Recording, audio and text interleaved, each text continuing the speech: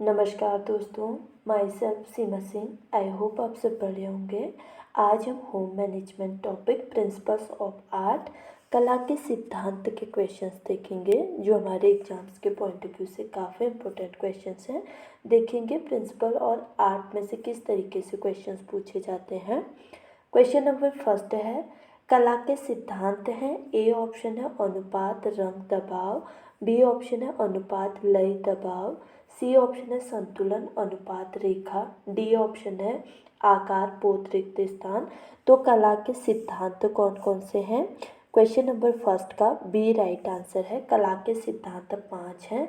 अनुरूपता, लय, दबाव, ये कला के सिद्धांत हैं। ठीक है, तो क्वेश्चन नंबर फर्स्ट का बी राइट आंसर है।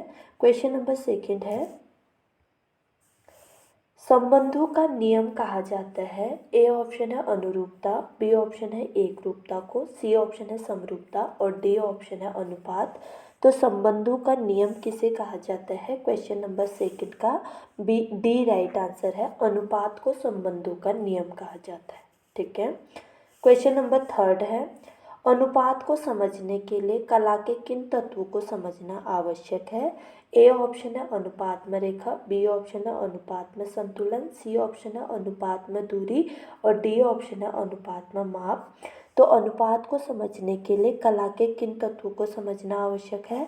अनुपात में रेखा को समझना आवश्यक है, अनुपात में दूरी को समझना आवश्यक है और अनुपात में माप को समझना आवश्यक है। तो क्वेश्चन नंबर थर्ड का बी राइट आंसर है। अनुपात को समझने के लिए हमें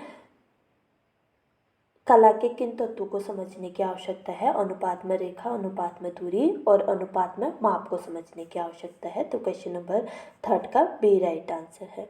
क्वेश्चन नंबर 4 है, संतुलन के प्रकार हैं। ए ऑप्शन है औपचारिक संतुलन, बी ऑप्शन है मिश्रित संतुलन, सी ऑप्शन है केंद्र में संतुलन और डी ऑप्शन है अनौपचारिक संतुलन। तो संतुलन के कितने प्रकार हैं? संतुलन के 2 प्रकार हैं, औपचारिक संतुलन और अनौपचारिक संतुलन। क्वेश्चन नंबर 4 का ए राइट आंसर है। ए और डी राइट हैं, औपचारिक संतुलन और अनौपचारिक संतुलन। क्वेश्चन नंबर 5 है, काल्पनिक मध्य रेखा का उपयोग किया जाता है। ए ऑप्शन है औपचारिक संतुलन में, बी ऑप्शन है मध्य संतुलन, सी ऑप्शन है औपचारिक संतुलन और डी ऑप्शन है उपयुक्त में से कोई नहीं। तो काल्पनिक मध्य रेखा का उपयोग कौन से संतुलन में किया जाता है? औपचारिक संतुलन में किया जाता है। क्वेश्चन नंबर 5 का सी राइट आंसर है। क्वेश्चन नंबर 6 है, औपचारिक संतुलन के प्रकार हैं। ए ऑप्शन है 5, बी ऑप्शन है 2, सी ऑप्शन है 3 और डी ऑप्शन है 4। तो औपचारिक संतुलन के कितने प्रकार हैं? औपचारिक संतुलन के 2 प्रकार हैं। क्वेश्चन नंबर 6 का बी राइट आंसर है। क्वेश्चन नंबर 7 है, जब सज्जा के केंद्र में दोनों ओर एक सा संतुलन उत्पन्न किया जाता है, यह संतुलन का प्रकार है। ए ऑप्शन है औपचारिक संतुलन, बी ऑप्शन है अनौपचारिक संतुलन, सी ऑप्शन है सुडौल संतुलन और डी ऑप्शन है अप्रत्यक्ष संतुलन। तो जब सज्जा के केंद्र में दोनों ओर एक सा संतुलन उत्पन्न किया जाता है, तो ये संतुलन कौन सा संतुलन कहलाता है? सुडौल संतुलन कहलाता है। क्वेश्चन नंबर 7 का सी राइट आंसर है। ठीक है, औपचारिक संतुलन का ही एक प्रकार है सुडौल संतुलन। औपचारिक संतुलन में हम जिसको हमने केंद्र माना है उसके दोनों ओर हम समान सज्जा कर भी सकते हैं और नहीं भी कर सकते हैं। तो जो सुडौल संतुलन है इसके अंतर्गत हम केंद्र के दोनों साइड समान प्रकार से संतुलन करते हैं। तो क्वेश्चन नंबर 7 का सी राइट आंसर है। क्वेश्चन नंबर 8 है, इस संतुलन में केंद्र के दोनों ओर असमान वस्तुएं रखी जाती हैं, यह संतुलन है। ए ऑप्शन है प्रत्यक्ष संतुलन, बी ऑप्शन है अप्रत्यक्ष संतुलन, सी ऑप्शन है स्पष्ट संतुलन और डी ऑप्शन है उपरोक्त में से कोई नहीं। तो इस संतुलन में केंद्र के दोनों ओर असमान वस्तुएं रखी जाती हैं, यह संतुलन क्या कहलाता है? अप्रत्यक्ष संतुलन कहलाता है और औपचारिक संतुलन का ही एक प्रकार है। औपचारिक संतुलन 2 प्रकार का है, सुडौल संतुलन और प्रत्यक्ष संतुलन। सुडौल संतुलन में क्या किया जाता है? केंद्र के दोनों ओर समान संतुलन रखा जाता है और जो प्रत्यक्ष या स्पष्ट संतुलन है, इसमें क्या किया जाता है, औपचारिक संतुलन का दूसरा प्रकार है, इसमें केंद्र के दोनों ओर असमान संतुलन किया जाता है। तो क्वेश्चन नंबर 8 का ए राइट आंसर है। क्वेश्चन नंबर 9 है, ग्रह सज्जा में जब नियमों बंधनों से मुक्त होकर सज्जाकर्ता के विवेक बुद्धि ज्ञान पर आधारित सज्जा कहलाती है। ए ऑप्शन है अनौपचारिक, बी ऑप्शन है स्पष्ट सज्जा, सी ऑप्शन है औपचारिक सज्जा और डी ऑप्शन है प्रत्यक्ष सज्जा। तो जब ग्रह सज्जा में नियमों और बंधनों से मुक्त होकर सज्जा की जाती है और जो सज्जा करता वो होता है वो अपने विवेक बुद्धि ज्ञान और अनुभव के आधार पर सज्जा करता है, तो ये कौन सी सज्जा कहलाती है, अनौपचारिक सज्जा कहलाती है। क्वेश्चन नंबर 9 का ए राइट आंसर है। ठीक है, क्वेश्चन नंबर 10 है, ग्रह सज्जा में अनुपात एवं संतुलन का मेल कहलाता है। ए ऑप्शन है अनुरूपता, बी ऑप्शन है समरूपता, सी ऑप्शन है अनुपात और डी ऑप्शन है लय। तो ग्रह सज्जा में जब अनुपात और संतुलन का मेल किया जाता है तो ये क्या कहलाता है, लय कहलाता है। क्वेश्चन नंबर 10 का डी राइट आंसर है। ठीक है, अनुपात और संतुलन का जब हम मेल करेंगे तो वो लय कहलाता है।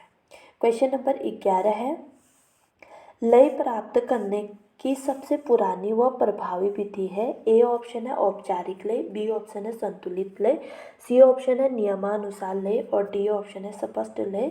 तो लय प्राप्त करने की सबसे पुरानी और प्रभावी विधि कौन सी है, क्वेश्चन नंबर 11 का सी राइट आंसर है। नियमानुसार लय जो है ये लय प्राप्त करने की सबसे पुरानी और प्रभावी विधि है। तो क्वेश्चन नंबर 11 का सी राइट आंसर है। क्वेश्चन नंबर 12 है, ग्रह सज्जाकर्ता जब नमूने अथवा इकाइयों को अनियमित अंतरों दूरी में प्रयोग करता है तो क्या कहलाता है। ए ऑप्शन है अनुपात में लय, बी ऑप्शन है स्वच्छंद लय, सी ऑप्शन है नियमित लय और डी ऑप्शन है अनुरूपता में लय। तो ग्रह सज्जा जब नमूने अथवा इकाइयों को अनियमित अंतरों व दूरी में प्रयोग करता है तो ये क्या कहलाता है, स्वच्छंद लय कहलाता है। क्वेश्चन नंबर 12 का बी राइट आंसर है। ठीक है, लय कितना प्रकार का होता है, लय 2 प्रकार का होता है, नियमानुसार लय और स्वच्छंद लय। और जो नियमानुसार लय है ये क्या है, सबसे पुरानी और प्रभावी विधि है। और जो स्वच्छंद लय है इसमें जो सज्जा करता होता है वो क्या करता है, नमूने अथवा इकाइयों को अनियमित अंतरों और दूरी पर प्रयोग करता है, यही स्वच्छंद लय के अंतर्गत आता है। क्वेश्चन नंबर 12 का बी राइट आंसर है। क्वेश्चन नंबर 13 है, लय प्राप्ति के तरीके हैं। ए ऑप्शन है आकार में संतुलन के माध्यम से, बी ऑप्शन है डिजाइन में अनुरूपता के माध्यम से और सी ऑप्शन है आकार में बदलाव के द्वारा, डी ऑप्शन है आकार में पुनरावृत्ति द्वारा। तो लय प्राप्त करने के तरीके क्या है, क्वेश्चन नंबर 13 का डी राइट आंसर है। जब हम आकार में पुनरावृत्ति करते हैं, दोहराव करते हैं, तो तभी हमको डिजाइन में क्या होता है, लय प्राप्त होती है। तो लय को हम पुनरावृत्ति के द्वारा, दोहराव के द्वारा चीज़ों को एक गति से जब लगाते हैं तो ये लय को प्राप्त करता है और लय हमारे आँखों को गति प्रदान करता है। क्वेश्चन नंबर 13 का डी राइट आंसर है। क्वेश्चन नंबर 14 है, डिजाइन में एकता का भाव पैदा करना है। ए ऑप्शन है समरूपता, बी ऑप्शन है दबाव, सी ऑप्शन है औपचारिकता और डी ऑप्शन है संतुलन। तो क्वेश्चन नंबर 14 का ए राइट आंसर है। जब हम डिजाइन में एकता का भाव पैदा करते हैं तो ये क्या कहलाता है, समरूपता कहलाता है। क्वेश्चन नंबर 14 का ए राइट आंसर है। क्वेश्चन नंबर 15 है, दबाव व बल की प्राप्ति के लिए निम्न किन बातों पर ध्यान रखना चाहिए। ए ऑप्शन है दबाव किस वस्तु पर डाला जाए, बी ऑप्शन है दबाव कितना डाला जाए, सी ऑप्शन है दबाव क्यों डाला जाए और डी ऑप्शन है दबाव कहाँ डाला जाए।